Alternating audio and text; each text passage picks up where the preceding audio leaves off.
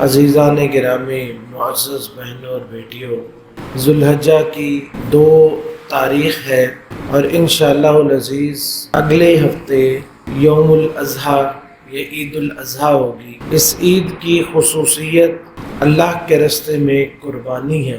قربانی کس چیز کو کہتے ہیں؟ ابن منظور لسان العرب میں فرماتے ہیں کہ وَالْقُرْبَانُ مَا قُرِّبَ إِلَى اللَّهِ عَزَّ وَجَلَّ، کہ قربانی اسے کہتے ہیں جو اللہ کے ہمیں قریب کر دے، وہ عمل کہ جس سے ہمیں اللہ کی قربت مقصود ہو۔ ابن القیم رحمۃ اللہ علیہ اس کے بارے میں فرماتے ہیں کہ اما الضحایا والہدایا فقربان للخالق تقوم مقام الفدیۃ للنفس المستحقۃ للتلف فدیۃ وعوضا وقربانا الی اللہ عز وجل۔ فرماتے ہیں کہ یہ جو اضاحی اور ہدیہ اور ہدائی اور ہدی ہوتی ہے، یعنی قربانی وہ جو یہاں ہم کرتے ہیں اور دوسری وہ قربانی جو مقام حاجی کرتے ہیں۔ فرماتے ہیں کہ یہ اللہ رب العزت کے قریب ہونے کا ذریعہ ہوتی ہے۔ یہ ایسے ہے کہ گویا کہ ہم اپنی جان کا نذرانہ پیش کر رہے ہیں، اپنی جان کا صدقہ پیش کر رہے ہیں، ایسی جان جو اتنی گناہ گار ہے کہ بس ہلاک ہی ہونا چاہتی ہے اللہ کے راستے میں، یہ وہ ہلاک ہی ہوا چاہتی ہے، لیکن ہم اللہ کے راستے میں قربانی دے کے اپنی جان کو بچاتے ہیں۔ تو یہ جو قربانی ہے یہ اللہ کے قریب ہونے کا ذریعہ ہے، اور یہ صرف اس امت میں ہی نہیں بلکہ ہر امت میں اللہ تعالیٰ نے رکھی ہے، اور اس کی شکل مختلف ہوتی رہی ہے۔ جیسا کہ اللہ تعالیٰ نے قرآن کریم میں حضرت آدم علیہ السلام کے 2 بیٹوں کا ذکر فرمایا کہ وَاتْلُ عَلَيْهِمْ نَبَأَ بَنِي آدم اذ قربا قربان فتقبل من احدهما ولم يتقبل من الاخر، کہ پیغمبر صلی اللہ علیہ وسلم ان پر آدم علیہ السلام کے بیٹوں کا قصہ پڑھے جب انہوں نے قربانی پیش کی، ایک کی قبول ہوگی ایک کی قبول نہ ہوئی۔ اور اسی طرح اللہ رب العزت فرماتے ہیں کہ وَلِكُلِّ أُمَّةٍ جَعَلْنَا مَنْسَكًا لِيَذْكُرُوا اسْمَ اللَّهِ عَلَى مَا رَزَقَهُم مِّن بَهِيمَةِ الْأَنْعَامِ، کہ ہم نے ہر امت میں قربانی رکھی ہوئی تھی، ہم نے ہر امت میں قربانی رکھی تھی جس میں وہ اپنے جانوروں پر اللہ رب العزت کا نام لیتے تھے۔ تو اس قربانی کا مقصد کیا ہے؟ ایک تو اللہ کا قرب حاصل کرنا، اور دوسرا توحید کو قائم کرنا اور توحید کا کلمہ بلند کرنا، اور ان جانوروں پر اللہ کا نام لینا۔ تو یہ جو قربانی ہم کرتے ہیں اس کی اصل حضرت ابراہیم علیہ السلام کے قصہ میں ہے کہ جب انہوں نے اپنے بیٹے کو اللہ کے راستے میں قربانی کے لیے پیش کیا تو اللہ رب العزت نے اس قربانی کو ہونے سے پہلے ہی قبول فرما کے اس کے بدلے میں ایک جانور ذبح کروا دیا کہ وہ فدیناہ بذبح عظیم، کہ ہم نے اس کے فدیہ میں ایک بڑا جانور دے دیا، کروا دیا ذبح۔ تو جس طرح ابراہیم علیہ السلام نے اللہ کے راستے میں اخلاص کے ساتھ اور پوری نیت کے ساتھ اور پورے ارادے کے ساتھ اپنے بیٹے کو پیش کیا، تو اللہ تعالیٰ نے اس کے بدلے میں پھر ایک مینڈا جو ہے وہ بیچ کے وہ قربان کروا لیا۔ تو اسی طرح یہ سنت جو ہے کہ وہ تب سے چلی آ رہی ہے اور آج تک اور قیامت تک انشاءاللہ باقی رہے گی۔ تو رسول اللہ صلی اللہ علیہ وسلم آپ نے بھی اس سنت کو اپنایا، باوجود اس کے کہ آپ کے جو ہے وہ معاشی طور پر آپ لوگ جانتے ہیں کہ آپ کے گھر میں کئی دن کھانا بھی نہیں بنتا تھا۔ رسول اللہ صلی اللہ علیہ وسلم کے گھر میں بعض دفعہ 3 مہینے چولہا نہیں جلتا تھا، اور کئی دن آپ بھوکے رہتے تھے، آپ کو پیٹ پہ پتھر بھی باندھنے پڑے، لیکن اس کے باوجود آپ نے کبھی قربانی ترک نہیں کی، قربانی آپ نے ہمیشہ کی۔ تو اس لیے رسول اللہ صلی اللہ علیہ وسلم فرماتے ہیں کہ ان اول ما نبدأ فی یومنا ھذا ان نصلی، کہ اس عید کے دن ہم پہلا کام یہ کرتے ہیں کہ نماز پڑھیں گے، ثم نرجع فننحر، پھر اس کے بعد ہم قربانی کریں گے، ومن فعلہ فقد اصاب سنتنا، جس نے اس طریقے کے ساتھ قربانی کی اس نے ہم مسلمانوں کے طریقے کو اپنا لیا۔ اور آپ نے فرمایا کہ ومن ذبح قبل الصلاۃ فإنما ذبح لنفسه، جس نے نماز سے پہلے ذبح کیا اس نے اپنے لیے کیا، اور جس نے نماز کے بعد کیا فقد تم نسکہ واصاب سنت المسلمین، اس نے اپنی قربانی کی ہے اور مسلمانوں کے طریقے کے اوپر آیا ہے۔ تو مسلمانوں کا طریقہ کیا ہے؟ مسلمانوں کا طریقہ یہ ہے کہ وہ استطاعت ہو تو قربانی ضرور کرتے تھے۔ اس سے حضرت ابو ہریرہ رضی اللہ تعالیٰ عنہ سے منقول ہے کہ وہ اس پہ اتنی ناراضگی کا اظہار کیا کرتے تھے، فرمایا کرتے تھے من کان لہ سعۃ ولم یضحی فلا یقربن مصلانا، کہ جس کے پاس استطاعت ہے پھر بھی وہ قربانی نہیں کرتا تھا وہ ہمارے ساتھ نماز میں بھی شامل نہ ہو، یعنی اتنا اس پہ ناراضگی کا اظہار کرتے۔ اور بعض علماء نے یہ فرمایا کہ یہ ابو ہریرہ رضی اللہ تعالیٰ عنہ کا ذاتی یہ جو قول ہے اس کو مرفوع کا درجہ حاصل ہے، اس لیے کہ اس قدر سختی جو انہوں نے کی وہ اللہ کے رسول علیہ الصلوۃ والسلام کی ہدایات کی روشنی میں ہی کی تھی۔ اور خاص طور پر دیکھیں کہ نبی کریم صلی اللہ علیہ وسلم نے ذکر کیا کہ آپ پر اتنی مشکلات بھی آئی اور اتنا مشکل وقت بھی آپ نے زندگی میں گزارا لیکن قربانی کبھی بھی نہیں چھوڑی، حتیٰ کہ آپ سفر میں تھے ایک دفعہ، جیسا کہ عبداللہ بن عباس رضی اللہ تعالیٰ عنہ بیان کرتے ہیں کہ کنا مع رسول اللہ صلی اللہ علیہ وسلم فی سفر فحضر الاضحیٰ، نبی علیہ الصلوۃ والسلام کے ساتھ ہم سفر میں تھے تو عید الاضحیٰ کا وقت آ گیا، فاشترکنا فی البقرۃ سبعا وفی البعیر عشرا، تو ہم گائے میں 7 لوگ شامل ہو گئے اور اونٹ میں 10 لوگ شامل ہو گئے۔ اب دیکھیں سفر میں روزے کی رخصت مل جاتی ہے کہ بعد میں رکھ لیں، نماز قصر ہو جاتی ہے اس میں، اور مسافر آدمی جو ظاہر بات ہے وہ اپنے ساتھ پیسے اتنے تو نہیں ہوتے، لیکن پھر بھی رسول اللہ صلی اللہ علیہ وسلم نے سفر میں بھی قربانی کو نہیں ترک کیا، سفر میں بھی قربانی کی ہے۔ اور پھر اب حج کے لیے گئے، آخری سال تھا آپ کا، حج میں آپ نے یہ تو سنا ہے کہ نبی علیہ الصلوۃ والسلام نے 100 اونٹ قربانی کیے تھے، وہ حج کے لیے کیے تھے، لیکن آپ نے عید الاضحیٰ کی قربانی الگ سے کی تھی۔ آپ کو پتہ ہے اس بات کا کہ حج میں بھی آپ نے عید کی قربانی جو ہے ایک گائے وہ الگ سے ذبح کی، یعنی جہاں اتنی قربانی ہو گئی ہیں وہاں چھوڑ دے، لیکن آپ نے وہاں بھی یہ قربانی نہیں چھوڑی۔ اور ایک بندہ آتا ہے نبی علیہ الصلوۃ والسلام کے پاس آ کے کہتا ہے جی اللہ کے رسول مجھے پتہ نہیں تھا، میں نے نماز سے پہلے قربانی کر لی ہے، نماز سے پہلے کر لی ہے۔ آپ نے فرمایا یہ تو گوشت ہی ہے، کھا لو۔ تو پوچھنے لگا اب کیا کروں؟ کہنے لگا جی میرے پاس ایک بکری ہے لیکن وہ مسنہ یعنی 2 دانتہ نہیں ہے، تو کہ میں وہ کر لوں؟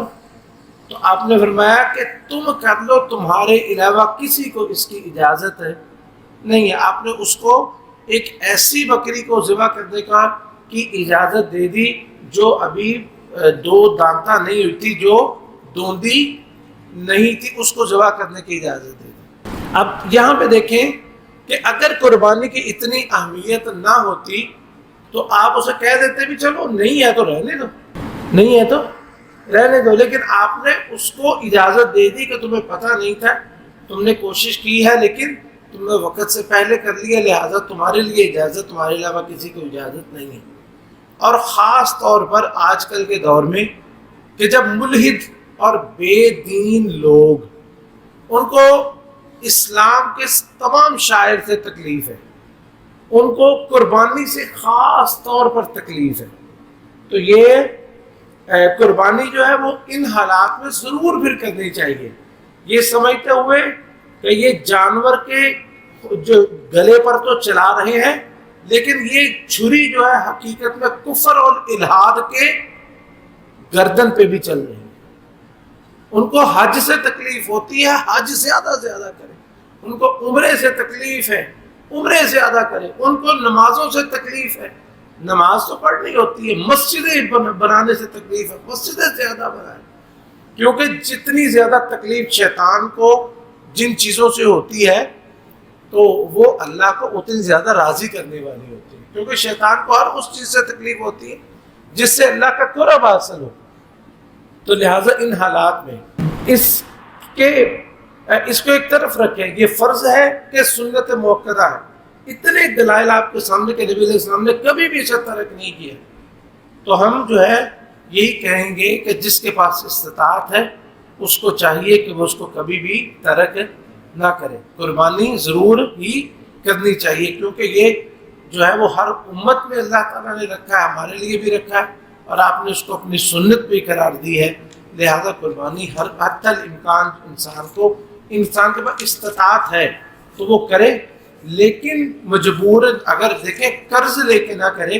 یہ نہ ہو کہ قربانی کر دے اور بعد میں وہ قرض مانگنے والے پیچھے پیچھے پھرے. قرض لے کے نہ کرے. ہاں البتہ ایسا قرض جو انسان ایک روٹین میں ہوتا ہے، جیسے ہوتا ہے نا کسانوں کا حساب ہوتا ہے کہ فصل آنی ہے تو سب چکا دینا ہے، تو وہ ان کا ادھار چلتا رہتا ہے. تو اس صورت میں اگر ہو تو وہ ہو سکتا ہے. لیکن اگر قرض کے ادا کرنے کی کوئی شکل نہیں ہے تو پھر وہ قرض نہ اٹھائے. جس کے پاس استطاعت ہے وہ کرے.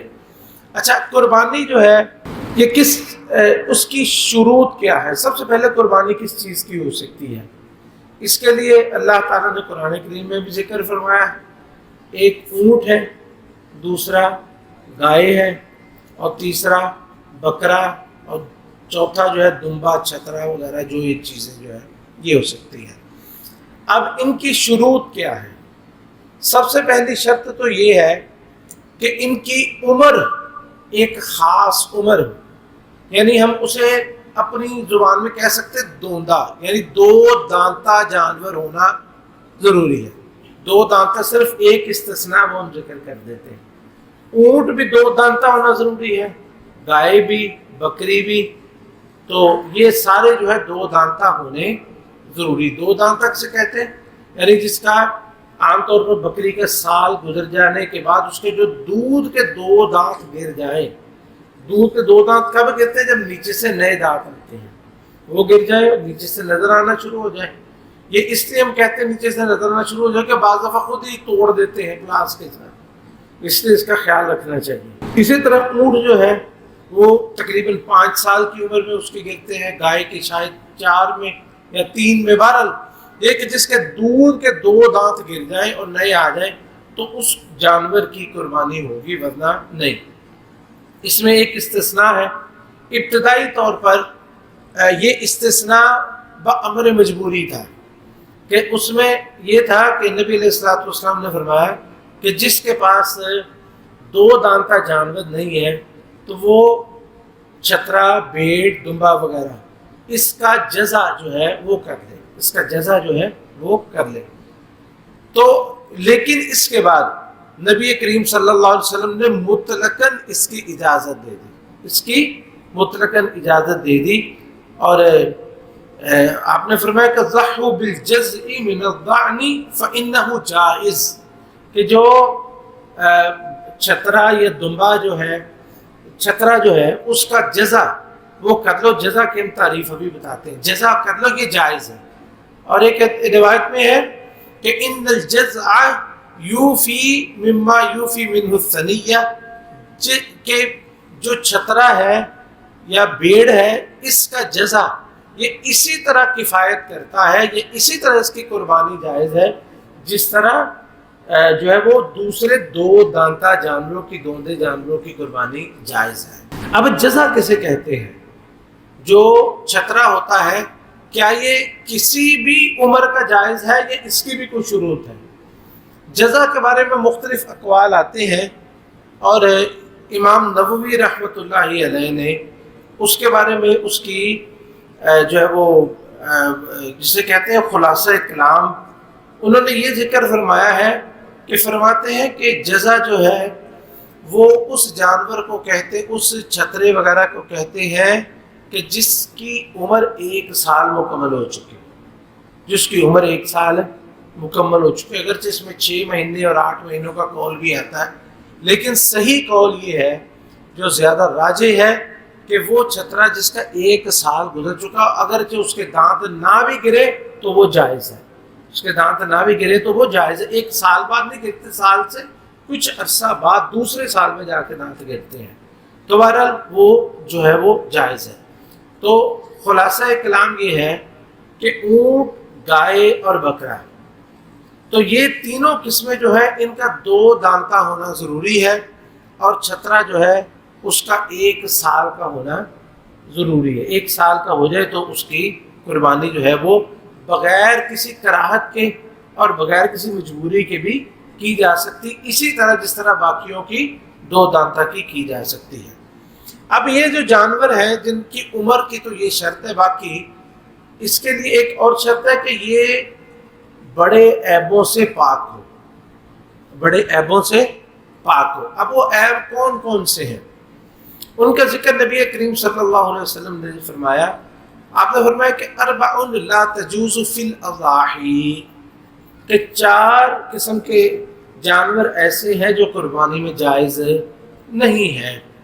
نمبر 1 الاغراء البین عوارها، بینگا، بینگا اسے یا یک چشم کہہ لیں یا کانا کہہ لیں، وہ جس کی 1 آنکھ سے جس کو نظر نہ آتا ہو، جس کو 1 آنکھ سے نظر نہ آتا ہو، تو اور یہ بالکل واضح ہو کہ واقعی سے، ایک تو نظر کمزور ہونا، نظر کمزور جس طرح انسانوں کی کمزور ہوتی ہے نا، اس طرح جانوروں کی بھی ہوتی ہے، تو ایسا نہیں بلکہ ایسا کہ جس کو ایک طرف سے نظر نہ آئے، مثلا ایک طرف اس کے چارہ رکھا وہ اس کو نظر ہی نہیں آ رہا، ایک ہے کہ چارہ رکھا اس کو پتہ چلا وہ کھا رہا ہے کہ نظر کمزور ہے لیکن نظر آ رہا ہے، تو نظر کمزور والا جائز ہے، لیکن یہ بالکل بین عور ہوا کہ جس کا جو ہے وہ جس کی 1 آنکھ کام نہ کرتی اور یہ بالکل واضح ہو، پتہ چلتا ہو کہ وہ جو ہے وہ 1 آنکھ سے نابینا ہے۔ اور دوسرا المریضہ بین مرضها، ایسا بیمار جانور جس کی بیماری بالکل واضح ہو، ایسا بیمار جس کی بیماری واضح ہو۔ اچھا اب دیکھیں یہ شرطیں جو اللہ کے رسول علیہ الصلوۃ والسلام نے لگائی ہیں نا، ساتھ یہ ذکر فرمائی ہے، یہ بڑی اہم باتیں ہیں، یعنی البین عورها، جس کا بینگا پن بالکل واضح ہو، جس کا ایک یک چشم ہونا بالکل واضح ہو، یا بیمار ایسا ہو جس کی بیماری واضح ہو۔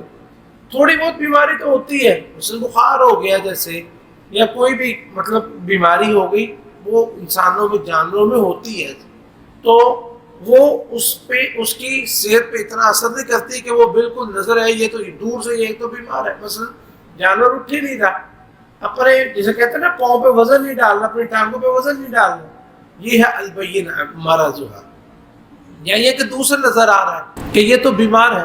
مثال کے طور پہ بعض جانور ہوتے ہیں جیسے عجیب و غریب قسم بیماریاں، جیسے منہ کھور کی بیماری ایک ہوتی ہے، وہ دور سے نظر آتی ہے، یا ایسی بیماری مطلب جو مہلک قسم کی ہوتی ہیں، تو ایسی بیماریاں جو ہے ان میں مبتلا جانور کی قربانی نہیں کرنی چاہیے۔ تیسرا الارجاء البین ضلعها، ایسا لگڑا کہ جس کا لنگڑا پن بالکل ظاہر ہو، یعنی اتنا لنگڑا پن کہ وہ چلنے کی استطاعت نہ رکھتا ہو۔ ایک ہوتا ہے کہ ٹانگ میں کمزوری آ جائے، کوئی چوٹ لگی ہے تو چل رہا ہے جانور، ایک یہ کہ وہ ایک پاؤں پہ وزن ہی نہیں ڈال رہا، ہڈی ٹوٹی ہوئی ہے اس کی، یا کوئی ایسا مسئلہ ہے، تو پھر اس کی قربانی جائز نہیں ہے۔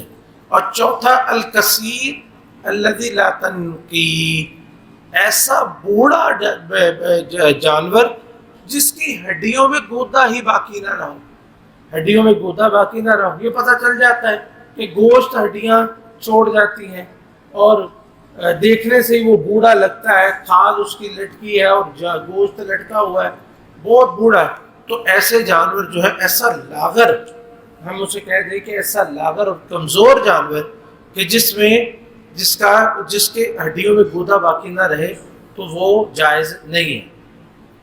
اسی طرح دوسری روایت حضرت علی رضی اللہ تعالیٰ عنہ کی ہے، اس میں ہے کہ امرنا رسول اللہ صلی اللہ علیہ وسلم ان نستشرف العین والاذن کہ اللہ کے رسول علیہ الصلوۃ والسلام نے ہمیں حکم دیا ہے کہ ہم آنکھوں کو اور کانوں کو اچھی طرح دیکھ لیں، آنکھوں کو اور کانوں کو اچھی طرح دیکھ لیں، یعنی آنکھیں جو ہے وہ نابینا نہ ہو اور کان جو ہے وہ اس حد تک نہ ہو جیسے کہ ایک روایت میں اگرچہ اس میں ضعف ہے کہ اللہ نزحیہ بمقابلۃ ولا مدابرۃ ولا شرقاء ولا خرقاء، کہ جس کا کان سامنے سے کٹ کے لٹکا ہوا ہو، پیچھے سے کٹ کے لٹکا ہوا ہو، جس کے کان میں سوراخ ہو یا جس کا کان جو ہے وہ ویسے نیچے سے کاٹا ہوا ہو.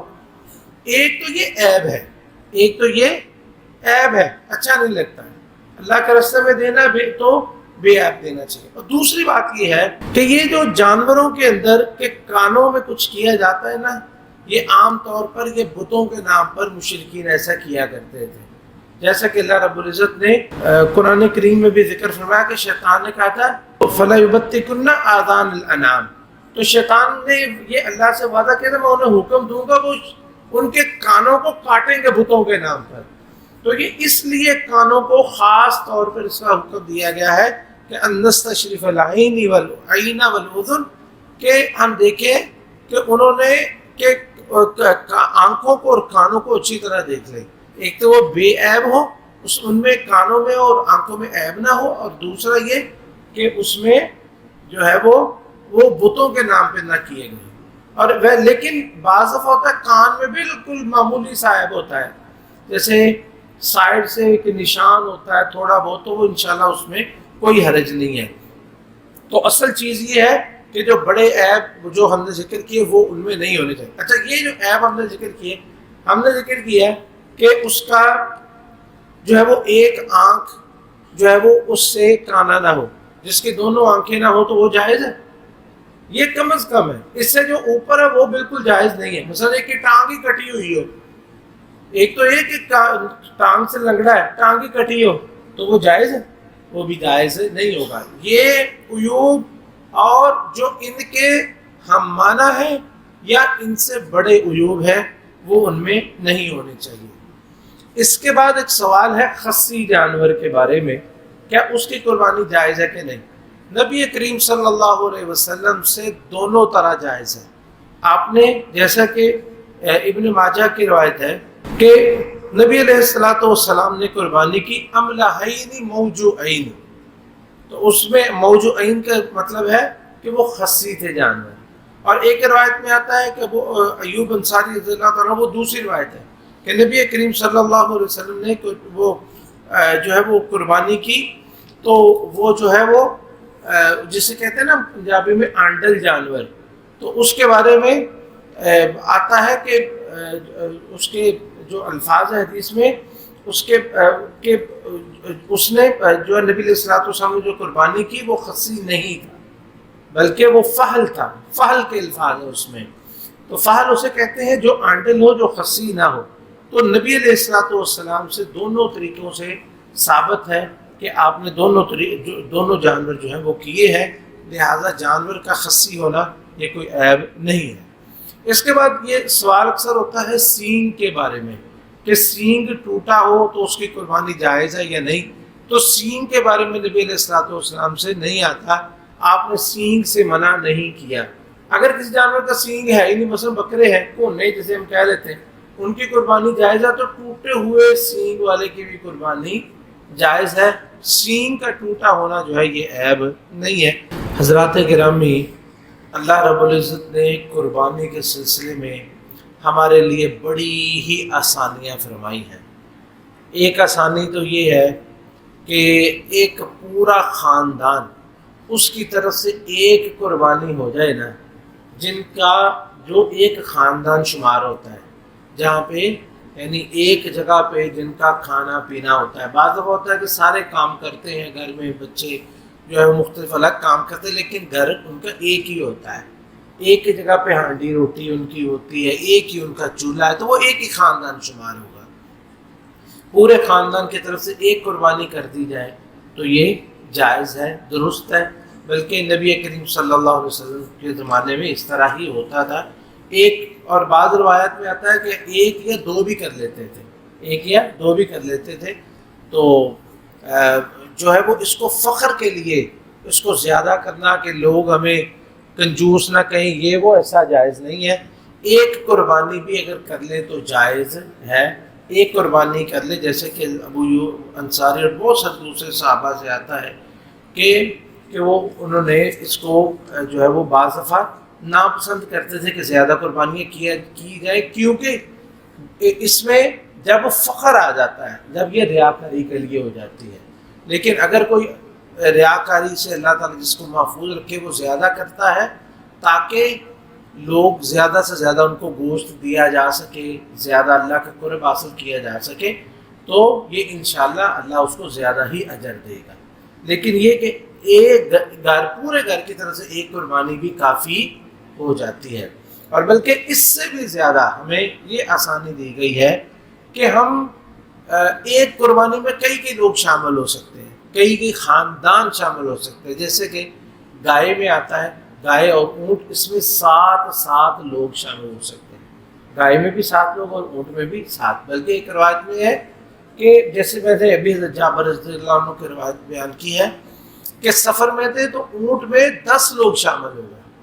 تو اگر اونٹ مہنگے ہوتے ہیں، مہنگے ہو زیادہ، جس طرح آج کل قربانی کافی مہنگی ہے، تو اونٹ میں 10 لوگ شامل ہو سکتے ہیں، 10 لوگ اس میں شامل ہو جائیں، انشاءاللہ اللہ تعالیٰ سب کو اجر دے دے گا۔ تو یہ جو ہے وہ اس میں کوئی حرج نہیں ہے زیادہ لوگ۔ اور ہاں یہاں پہ ایک اور بھی بعض لوگ سمجھتے ہیں کہ گائے میں اور اونٹ میں 7 لوگوں کا شامل ہونا ضروری ہے، اس لیے وہ کرتے ہیں میرا، میرے پتر دا، میرے دادے دا، میرے پردادے دا، یعنی اس کو 7 حصے بنا کے پھر ذبح کرتے ہیں۔ تو یہ نہیں ہے کہ 7 ہی ہوں گے۔ قربانی مثلا اونٹ ہے یا گائے ہے، وہ ایک بندہ کر لے یہ بھی درست ہے، 2 بندے کر لیں یہ بھی درست ہے، 3 کر لیں، 4 کر لیں، 5 کر لیں، 6 کر لیں، 7 کر لیں، زیادہ سے زیادہ حد جو ہے وہ 7 کی ہے۔ اس کا مطلب یہ نہیں ہے کہ اس کے 7 حصے کرنے ضروری ہے یا 7 لوگوں کو شامل کرنا ضروری ہے کہ 7 قربانی اس کی بنانی ضروری ہے۔ تو یہ ضروری نہیں ہے، 2 لوگ بھی شامل ہو سکتے ہیں، 3 بھی مل کے کر سکتے ہیں، تو اس میں یہ ضروری نہیں کہ 7 ہی شامل ہوں۔